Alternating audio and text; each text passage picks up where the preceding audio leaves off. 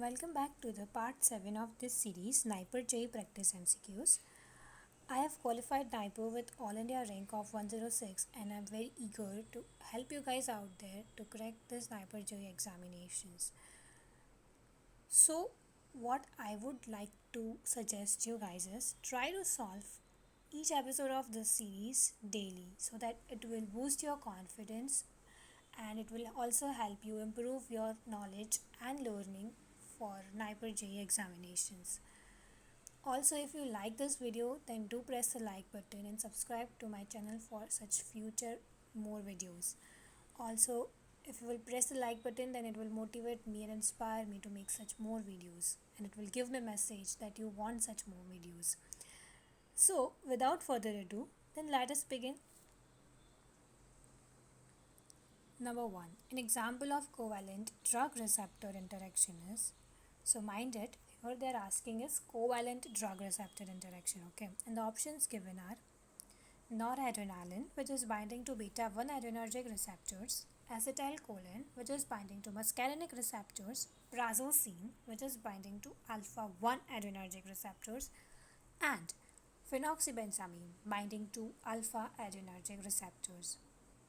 So here the right answer is, as they've asked us covalent drug receptor interaction, so the right answer is D, phenoxybenzamine binding to alpha adrenergic receptors. Okay, question might arise, why not A, B and C? Because here A, B and C, this noradrenaline, acetylcholine and prazosin, they are binding to their respective receptors in reversible form, and as they are reversibly binding, so that is not a covalent interaction. That is why the right answer is D. Okay, so now let us move to question number 2. Nitric oxide produces anti-aggregatory activity due to, and options are cyclic AMP, cyclic GMP, phosphoinositol and JTP. Okay, so here there is a word of caution. Students generally tend to get confused with cyclic GMP and JTP.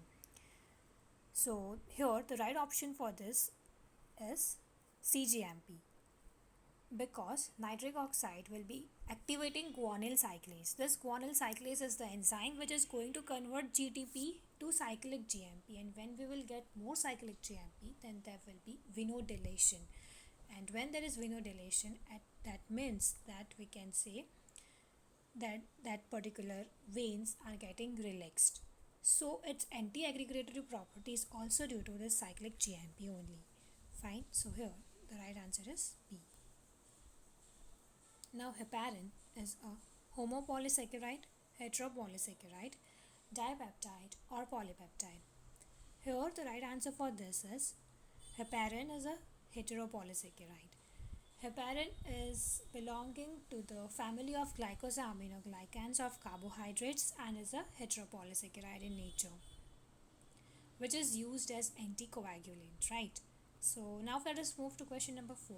Polyvinyl alcohol is a viscosity enhancer, diluent, disintegrant or none. So this is the question from pharmaceutics, and the right answer for this is viscosity enhancer, right? Polyvinyl alcohol is used in various formulations to increase their viscosities, and so here the right answer is A, viscosity enhancer. Now let us move to question number 5. Which of the following is not used in migraine treatment? And the options are domperidone, codeine, sumatriptan and ergotoxin. Okay, mind well, here they have asked is not used in the migraine treatment. Okay, they have not asked which one is used in the migraine treatment, but they have asked which one is not used in the migraine treatment. And the options I have already told. So the right answer for this is ergotoxin. Okay, now here just don't get confused. See, here they've asked is ergotoxin. They have not mentioned ergotamine. If they would have mentioned ergotamine, then yes, that is the drug which is used in its treatment. But here the suffix is toxin, and we will never use any toxins for our treatment of the diseases, right? So That is why the right answer is ergotoxin, which is not used in the migraine treatment. So I hope you like this video, and if yes, then please, I'm again repeating to press the like button, so it will in turn inspire me and motivate me to make such more videos. And if you have any doubt or any queries related to NIPER, GPET or your BPharm subjects, then please do let me know. I'll be very eager to help you guys out there. Till then, all the best and stay safe.